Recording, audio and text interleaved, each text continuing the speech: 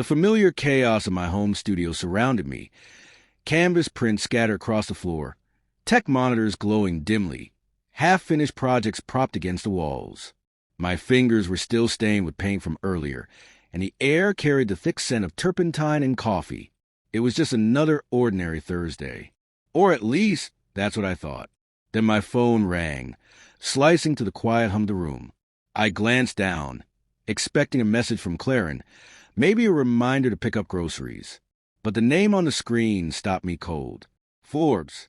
My heart stilled as I read the headline. Forbes billionaire list. Meet the secretive digital art mogul behind a $5.1 billion NFT empire. And there it was. My name. Bold. Undeniable. Staring back at me like some kind of cosmic joke. I blinked hard, rereading the words as if they might change.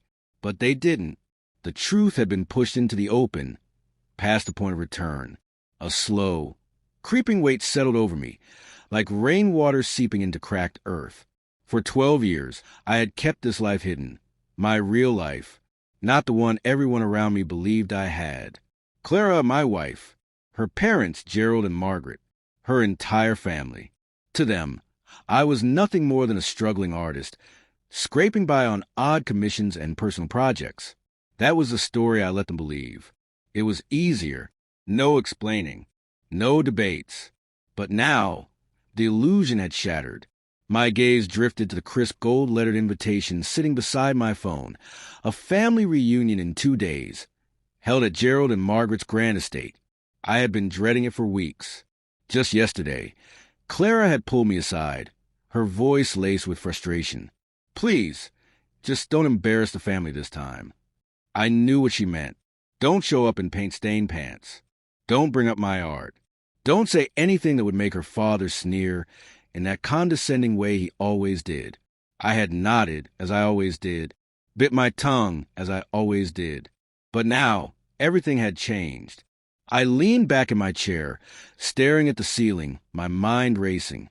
Jules had warned me last month. My assistant always had a knack for staying 2 steps ahead, delivering news in that dry, razor-sharp way of hers. They're on to you, she had said. No panic, no emotion. Just fact. I had shrugged it off then, told her to keep the jet ready, have the island prepped, just in case. But seeing it in print, seeing billionaire stamped beside my name, made it all too real. Claire didn't know.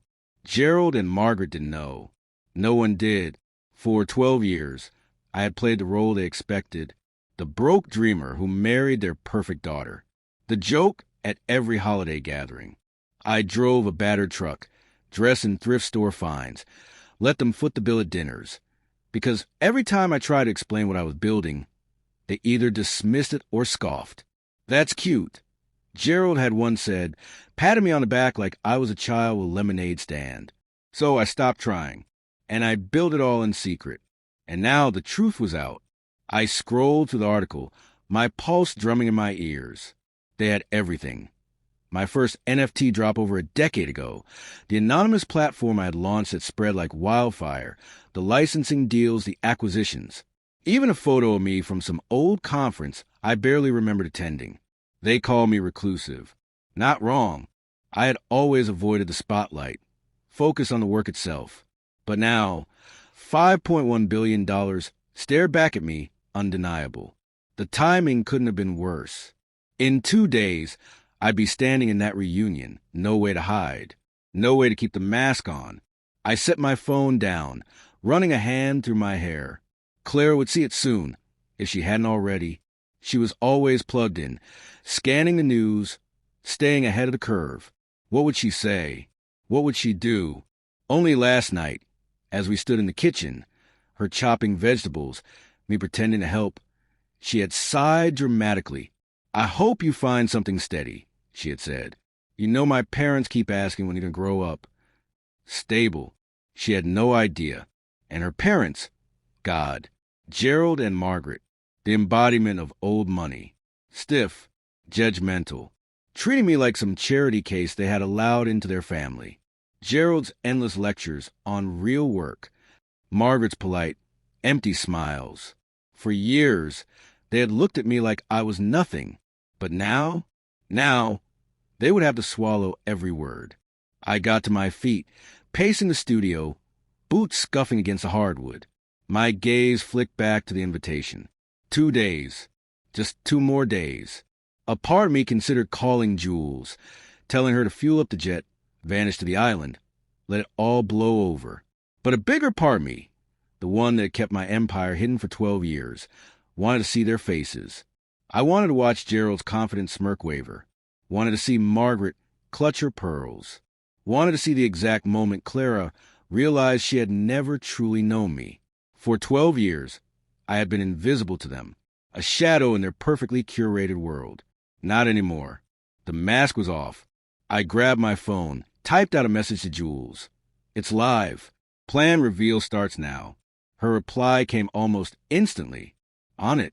A slow, deep breath filled my lungs. The adrenaline was kicking in. This was it. The phone buzzed again. I glanced at the screen. Franklin, Clara's brother. I hesitated for a second before answering. "Hey, Franklin," I said, keeping my voice calm. No greeting on his end, just a sharp, incredulous demand. "You're seriously on Forbes?" His voice was high, almost disbelieving. "Billionaire? Are you in witness protection or something?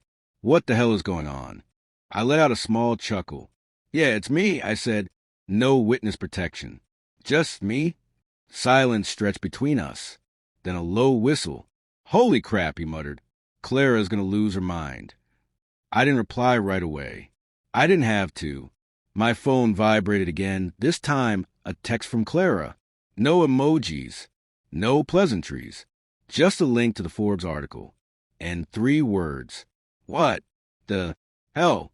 I could picture her now, sitting stiffly at her desk, eyes locked on her screen, lips pressed tight. She hadn't called. Not yet, but she would. I switched back to Franklin, who was still reeling. "Man, you've been driving that rust buck of a truck for years. You let my parents pay for dinner last month. What's the deal?" I rubbed my temple, feeling a headache creeping in. "It's a long story," I said, because it was, and in 2 days they'd all hear it. I hung up before he could press further, dropping my phone onto the desk. They were scrambling now. I could feel it. Franklin confused. Clara simmering in silent shock. Gerald and Margaret next, once the news reached them. And me?